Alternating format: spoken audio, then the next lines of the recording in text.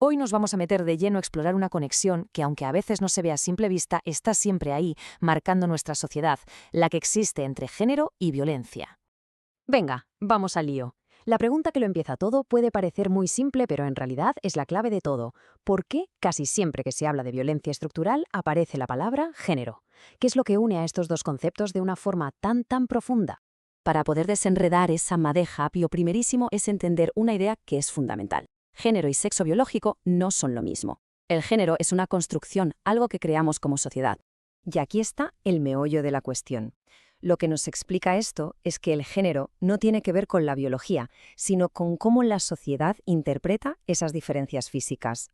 A partir de ahí se monta todo un sistema de normas, de expectativas, que al final lo que hacen es organizar las relaciones y, sobre todo, organizar el poder. Claro, y esta construcción social a lo largo de los siglos pues no ha sido precisamente un patio de recreo donde todos jugábamos con las mismas reglas. Ha sido, y bueno, en gran medida sigue siéndolo, una historia de un profundo desequilibrio. El punto clave es este. En ese reparto de papeles que hemos creado, a las mujeres, de forma sistemática, se les ha asignado una posición de inferioridad. Y es justo de ahí, de esa dinámica de poder desigual, de donde nace la raíz de todo lo que vamos a analizar ahora. Esta cita de Marcela Lagardes es que lo clava. El poder de los hombres sobre las mujeres no se impone solo con la fuerza bruta.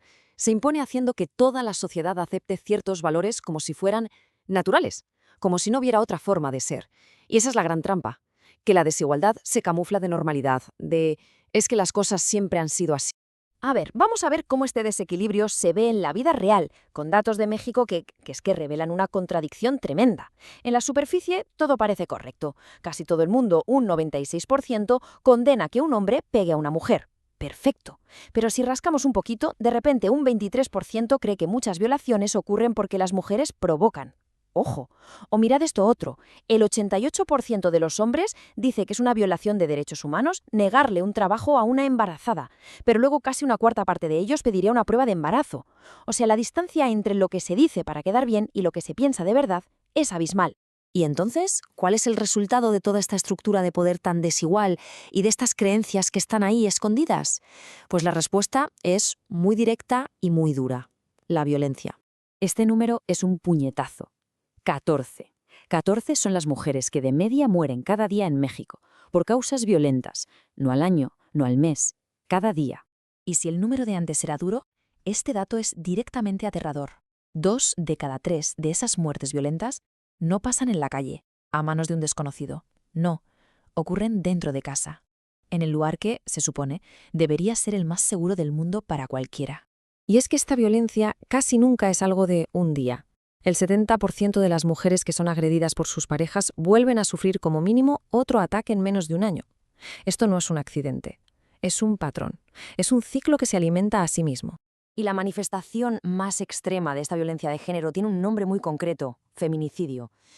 Es fundamental entender que no es un homicidio más, es el asesinato de una mujer por el hecho de ser mujer.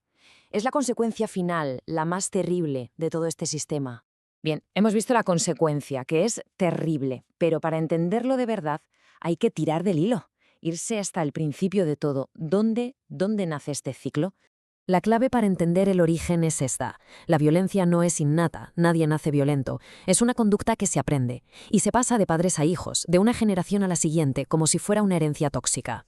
Y los datos nos enseñan perfectamente cómo funciona esa herencia, fijaos. Todo empieza en la infancia, cuando un niño o una niña es testigo o sufre violencia en su casa. Años después, las mujeres que vivieron eso tienen hasta 3,4 veces más probabilidades de ser víctimas de sus parejas. Y por otro lado, las mujeres cuyas parejas sufrieron maltrato de pequeños tienen hasta 2,6 veces más probabilidades de sufrirlo ellas. Es un círculo vicioso que se perpetúa a sí mismo.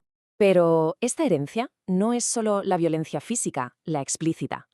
La semilla de la desigualdad se planta mucho antes, en la propia familia, con gestos que nos parecen normales. Dar menos libertad a las niñas, que las tareas de casa sean solo para ellas, dar siempre prioridad a los hermanos o directamente no dejar que las chicas estudien.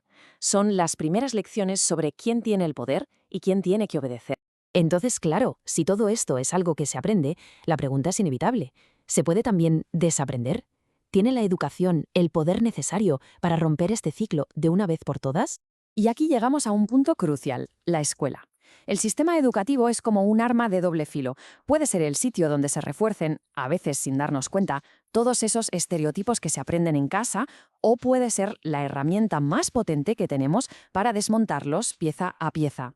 Y la influencia de estos roles es tan bestia que llega a condicionar incluso qué decidimos estudiar, empujándonos hacia carreras de chicos o carreras de chicas.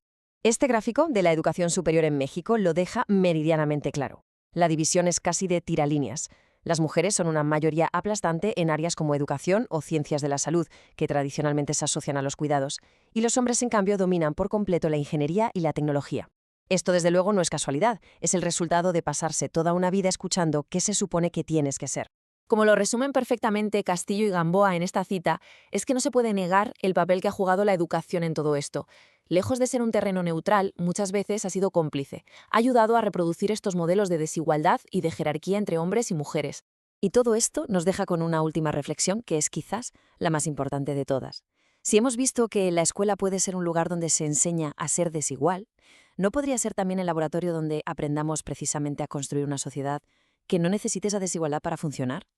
La respuesta a esa pregunta, sin duda, es la que va a marcar nuestro futuro.